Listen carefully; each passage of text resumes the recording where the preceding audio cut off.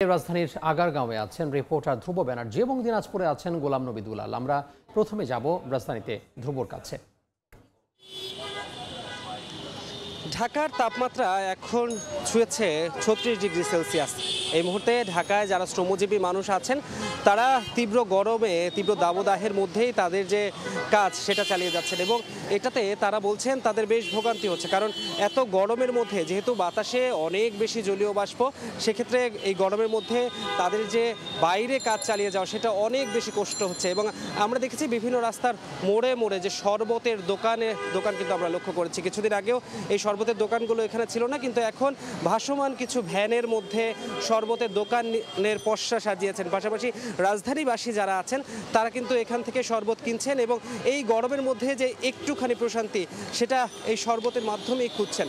এবং আমরা যদি দেখি যে এখানকার যে যারা যাত্রী সাধারণ আছেন, যারা গণপরিবহন ব্যবহার করেন, তারাও বেশ ভোগান্তির মধ্যে আজকে সকাল থেকে আমরা দেখেছি। কারণ এত গরমের মধ্যে যে গণপরিবহন ব্যবহার করা, সেই গণপরিবহন ব্যবহার করাও কঠিন। সুতরাং যাদের সুযোগ আছে, যাদের মূলত অফিসে যেতে বা বিভিন্ন গন্তব্যে যেতে মেট্রো রেলের সুযোগ আছে, তারা মূলত সকাল থেকে মেট্রো রেলটাকেই বেছে নিয়েছেন।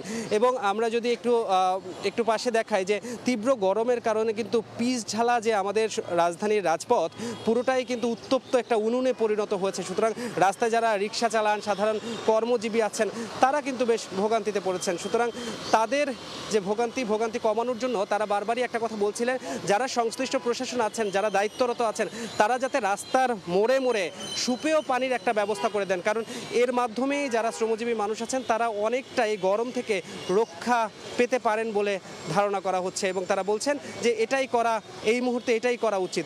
পাশাপাশি আবহাওয়া অফিসের পক্ষ থেকে একটু জানানো হয়েছে আজকে সকাল থেকে আকাশে কিছুটা মেঘ রয়েছে। সুতরাং গতকাল বা গত 2-3 দিন ধরে যতটা তাপমাত্রা প্রায় 39 ডিগ্রি পর্যন্ত উঠেছিল, আজকে তেমনটা হওয়ার শঙ্কা নেই, কিন্তু আজকেও তাপমাত্রা প্রায় 38 ছুঁই হবে।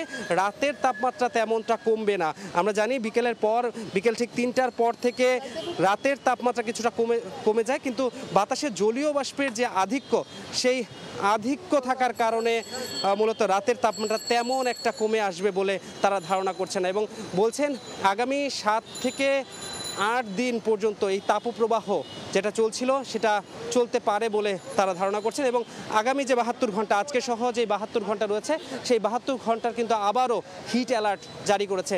রাজধানীর মতো প্রান্তিক অঞ্চলগুলোতেও কিন্তু সূর্যের যে তীব্র দাবদাহ সেটা রয়েছে। সেই খবর জানতে আমরা একটু যাব দিনাজপুরে। সেখানে আছেন আমাদের সহকর্মী গোলাম নবী দুলাল, চলে যাচ্ছি তার কাছে। আপনার প্রচণ্ড তাপদাহ এবং খরার কারণে দিনাজপুরের লিচুর ফলন কিন্তু বিপর্যয়ের আশঙ্কা দেখা দিয়েছে। আপনারা জানেন যে দিনাজপুর একটু লিচুর জন্য বিখ্যাত এবং এই লিচু প্রথম যখন আপনার মৌল আসে তখন প্রচুর পরিমাণে কিন্তু মুকুল গাছের মধ্যে দেখা যায়।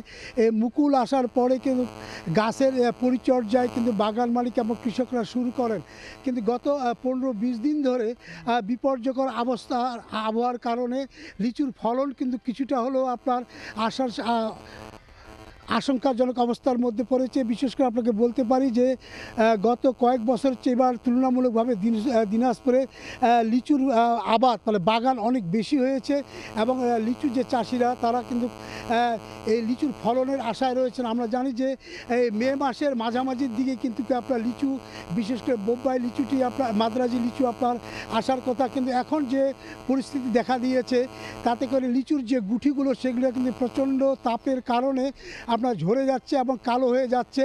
এবং এই ব্যাপারে যারা বাগান মালিক এবং যারা কৃষক তারা কিন্তু সেচ দিচ্ছে, তাপে সেচ কিন্তু খুব একটা কাজ হচ্ছে না। তবে বেশি এখন পর্যন্ত আপনার যে লিচুর যে ফলন, সে ফলন কিন্তু আপনার আশঙ্কা দেখা দিয়েছে। এদিকে আপনার যারা আপনার কৃষিবিদ এবং যারা এগ্রিকালচারের সঙ্গে দায়িত্ব রয়েছেন তারা কিন্তু আপনার এই বিভিন্ন রকম পরামর্শ দিয়ে যাচ্ছেন বাগান মালিক এবং কৃষকদের।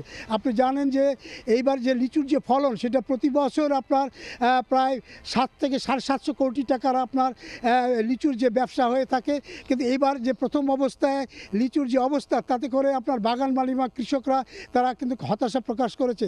তো আমার কাছ থেকে লিচুর বর্তমান পরিস্থিতির তথ্য এই ছিল। চলমান আবহাওয়ার খবর জানতে আমরা সরাসরি যুক্ত ছিলাম দিনাজপুর থেকে এবং তার আগে রাজধানী থেকে।